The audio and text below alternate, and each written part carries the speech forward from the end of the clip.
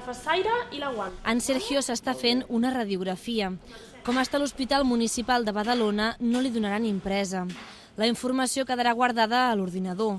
Un cop feta la placa, es digitalitza. Hemos capturado la imagen en un IP, que es el que nos va a traducir nuestro CR en pantalla aquí, para poder enviar nosotros la imagen al radiólogo que nos informará la radiografía. La radiografia s'arxiva juntament amb tot l'historial mèdic del pacient. Els metges consulten el resultat sense que li porti el mateix malalt i fins i tot poden introduir-hi el diagnòstic.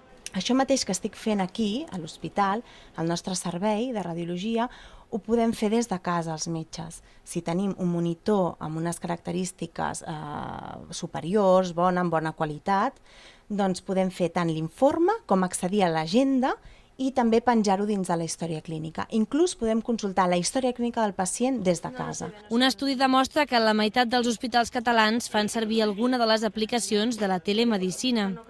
Principalment s'aplica en el terreny de les radiografies, però també s'usa per la dermatologia i per als malalts cardíacs. Aquests serveis fan la vida més fàcil al pacient i els treu responsabilitat. A ell li faciliten la vida, no ha d'esperar que li donin la placa, sinó que sap que quan torna a anar a veure l'especialista o allà on sigui, allà on calgui, aquell metge amb el seu ordinador, que el té allà, l'utilitza, veu que el metge fa servir l'ordinador, això li genera més confiança al pacient i d'aquesta manera també veu que no s'ha de preocupar, la placa, la seva imatge estan allà, el seu informe arriba. La informació del Sergio es podrà consultar des de 10 centres de Badalona. S'espera que en un futur pugui fer-se des de qualsevol lloc de Barcelona i més endavant a nivell nacional.